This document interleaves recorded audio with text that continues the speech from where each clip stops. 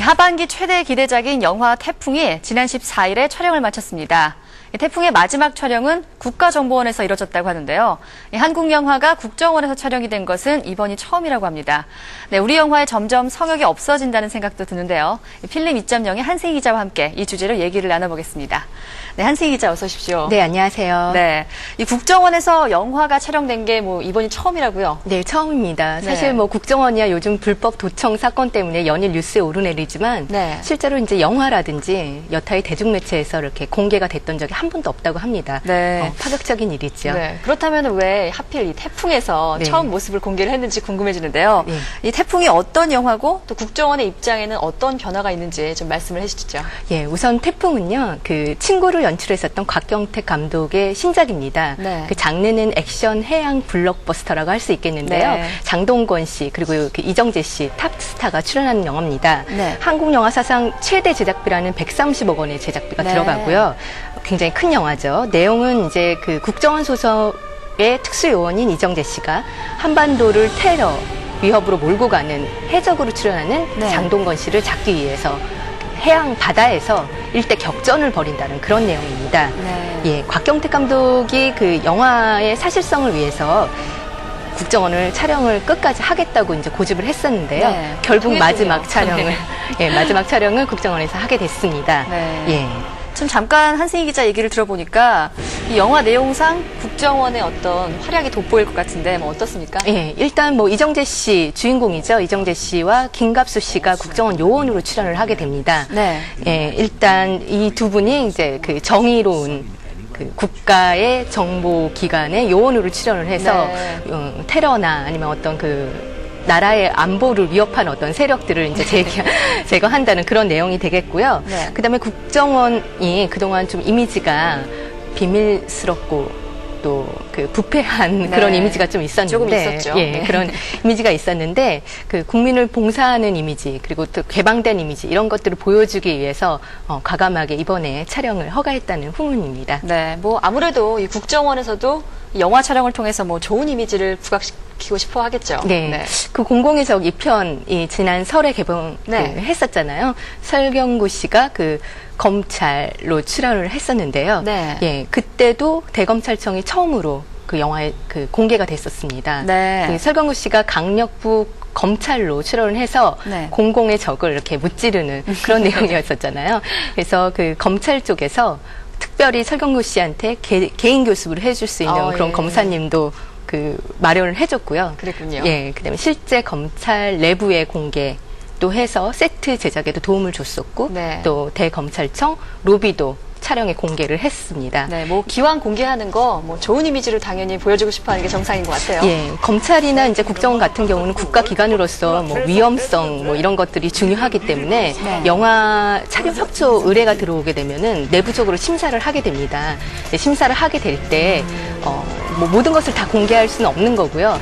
촬영 협조를 할 수 있는 범위, 그다음에 공개할 수 있는 장소에 한해서 결국 이 영화가 개봉을 했을 때 우리 네. 기관의 그 위험들 그리고 깨끗한 이미지 네. 이런 것들을 정의감 이런 것들이 돋보일 수 있는가 없는가 그런 것들을 고려를 하게 되는데 네. 그에 부합하는 영화라고 하면은 예전과는 달리 좀 적극적으로 촬영 네. 협조를 해주는 것 같습니다. 예. 네, 그리고 또 영화 속에서 이렇게 예. 예전에 우리가 좀 볼 수 없었던 그런 공간들이 공개된 게 다른 영화들이 또 있나요? 예, 주먹이 운다가 있었습니다. 네. 예, 주먹이 운다 같은 것도 마찬가지인데요. 올해 초 이제 법무부에 두 편의 그 교도소 장면이 나오는 영화가 네. 요청이 들어왔었습니다. 한 편이 이제 주먹이 운다고요. 한 편이 친절한 금자씨였는데 네. 주먹이 운다는 결국 촬영에 그 협조를 받았습니다. 주먹이 운다 같은 경우에는 그 소년교도소 출신의 수감자가 저렇게 그 말썽을 부리다가 네. 권투를 통해서 이제 새로운 갱생의 길을 찾는다는 그런 네. 어떤 좀 교훈적인 내용이죠.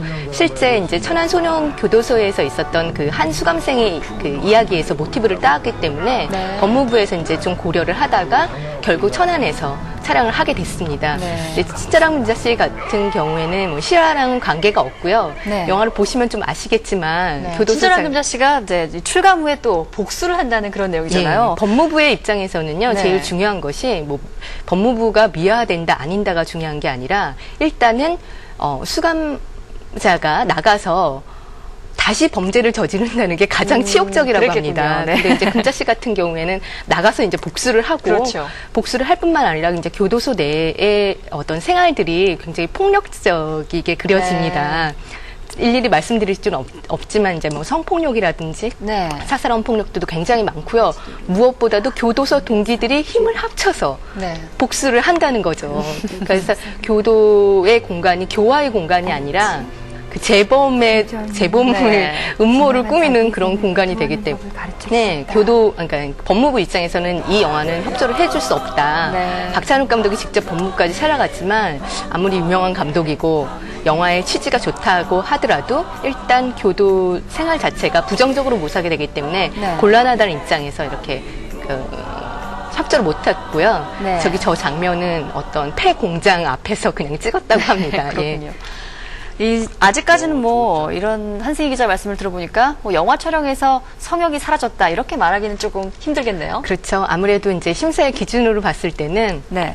우호적인 영화, 그렇지 않은 영화가 있는데요. 그래도 예전과 비교해 봤을 때는 굉장히 많이 발전했다는 생각이 들어요. 네. 일단 국가기관들에서 많이 적극적으로 이제 한국 영화 발전에 따라서 그 인식이 많이 달라졌다는 생각이 들고요. 지방자치단체 같은 경우에는 네. 굉장히 또 적극적입니다. 일단 부산시 같은 경우가 영상도시를 표방하면서 촬영 협조를 많이 하고 있고요. 서울시 또 마찬가지입니다. 이제 특히 네. 이제 서울시 이명박 시장이 영화를 통한 이제 서울시 홍보 이런 것에 굉장히 신경을 쓰더라고요. 그래서 네. 지금 보시는 영화가 내 여자친구를 소개합니다라는 전지현 씨랑 네, 처음 장혁 씨가 시작할 때 나왔던 장면이죠? 예. 그 영화였었는데요. 지금 서울의 야경이 이렇게 보입니다. 근데 네. 이 서울의 야경이 헬기로 촬영된 영화가 네. 바로 내 여자친구를 소개합니다. 이 영화가 처음이었다고 그런가요? 하네요. 네. 네, 서울 야경이 나온 영화가 뭐 이전에 한 번도 없었다는 게 저는 믿어지지가 않은데. 저도 그 서울 야경 많이 봤던 것 같은 저도 그런 그런 것 생각이 같은데요. 들었는데요.